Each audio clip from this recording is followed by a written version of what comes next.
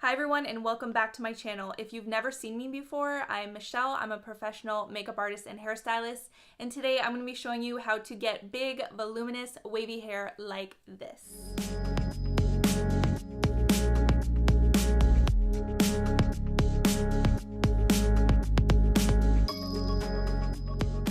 Okay, so first things first, if you have curly or wavy hair, you're going to want to blow dry your hair straight.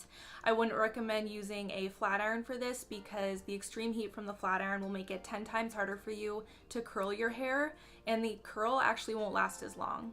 So once you're done that, you're going to need a couple of these clamps or clips or whatever you have at home. You're going to need a large detangling comb.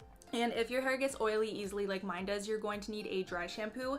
So I have the Not Your Mother's texturizing dry shampoo. It's in the scent Toasted Coconut. It smells so good. Actually, all their scents smell really good, but this one has to be my favorite. Next, you'll need a soft hold hairspray. So I have the Pureology Soft Finish Hairspray. I love this one because it doesn't give your hair that like crunchy, sticky feeling afterwards, and it still feels really soft. So I love this one, and it's actually a new one that they just came out with. And next, you'll need a light to medium hold mousse to prep the hair. So I'm using the Marc Anthony Argan Oil Volumizing Mousse. And lastly, obviously, you'll need your curling iron. So I have my Hot Tools 1 1/4 inch curling iron. I find that this is the perfect size if your hair is shoulder length or longer to get nice waves. If your hair is above your shoulder length, I would recommend a 1 inch curling iron because this one will probably be a little bit too big for you. So now that we have everything we need, I'm going to first start off by using my dry shampoo. This is also really good if you want to add a bit of volume in your hair. So I'm going to spray this all over my roots and just rub it in with my hands.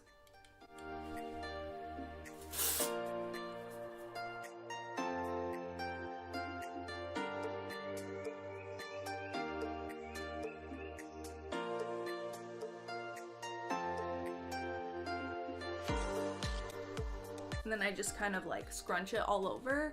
You might look a little bit crazy as you're doing this, but that's okay. It's all part of the process. Next, I'm going to take my mousse, and I'm just going to take about the size of a golf ball in my hands, rub it in my hands, and then scrunch it throughout my hair, just not touching the roots of my hair. So about this much is more than enough.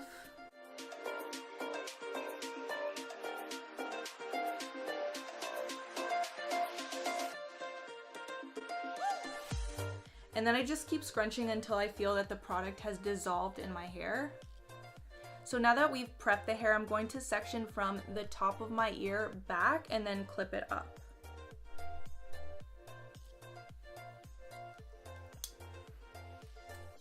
And then I'm going to divide this section into two parts like this. You want your sections to be fairly large because the smaller the section, the smaller the curl, and we want to get big curls. So then I'm going to take my detangling comb and just detangle that. The mousse can make it a little bit tangly, so that's why I do that. So now this part is really important. You want to start curling the hair from the mid lengths instead of the ends, like right here, because you want a wave, not a curl, and if you start curling at the ends, you're going to get a spiral curl. So let's start curling here. And you're going to want to go all the way up to the root. We'll just hold that for a bit. And then once that's heated up, you want to pull the barrel down and then recurl it. So you're going farther and farther down the lengths of the hair, if that makes sense. And then you also want to leave out a good couple inches at the end. You don't really want to curl the ends. So once that's done, you're going to slowly open the barrel and feed the ends through. So the ends are a little more straight than the mid lengths, like that. So now I'm gonna do the other side the exact same, except the curl going the opposite direction, because you want the curls going away from your face, not towards your face. It just looks a lot better.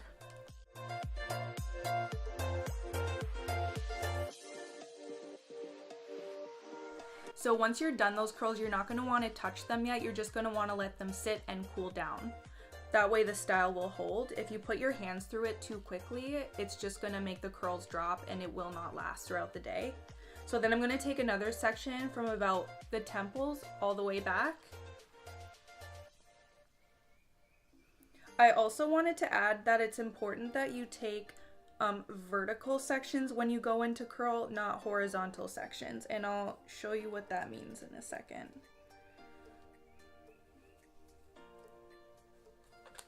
So now I'm going to just detangle the hair again.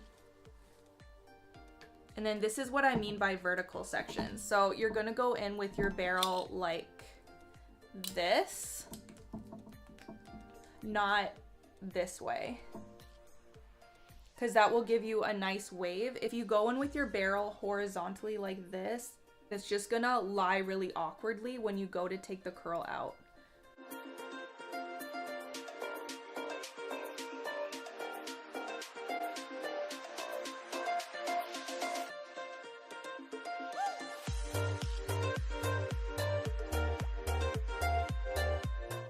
And then this side again, you're gonna curl the hair going away from the face. So you're gonna curl it the opposite way that you curled this side.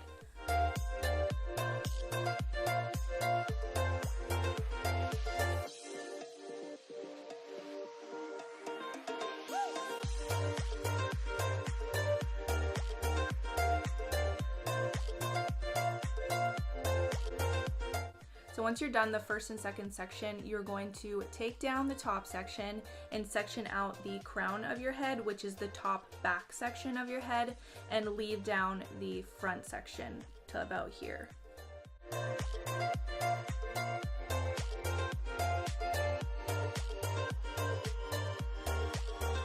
So now that we've taken down our front section, you're going to part it exactly how you part it normally. So I part mine down the center, so that's what I'm gonna do. With the front section, I'm actually going to divide this into 4, so 2 sections on both sides. And then I'm gonna curl it exactly the same way we did the other sections, except this time, when I curl it, I'm going to put the barrel a little bit higher so that the curl will lie on base, which means you'll get more volume out of the curl instead of it just being flat. So I'm just lifting the hair, clipping it just like we did before, but the barrel is actually going to lie above my head, and that will give me a lot more volume than if I had put the barrel like way down here.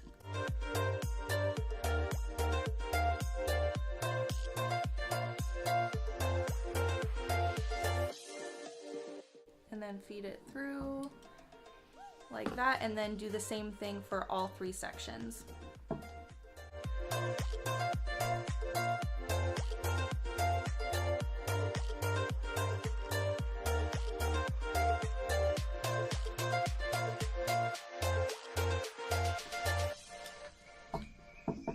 Okay, so now that those are done, I'm gonna take down my crown section,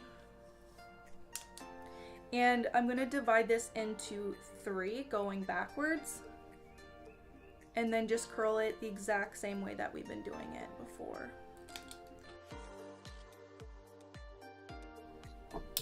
I'm used to working with really clean sections. Sometimes if you just take sections out of nowhere, it can get kind of messy and you don't really know if you've missed any parts.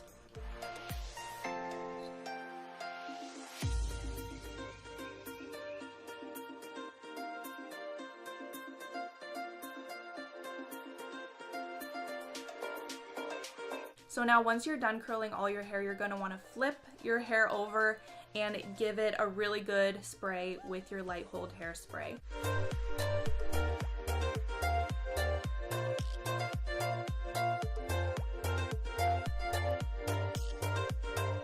So flip your hair back over, and that gave it so much volume, almost a little too much volume. So I'm just going to now run my fingers through it now that the curls are set.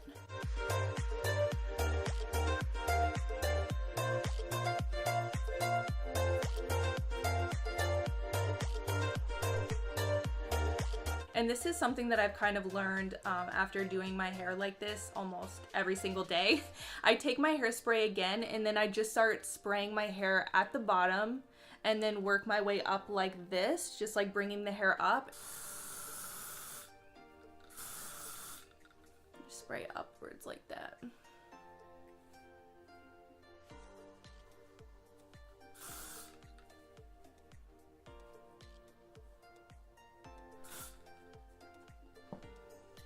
And it's more of a wave than a curl. That's what I love about it.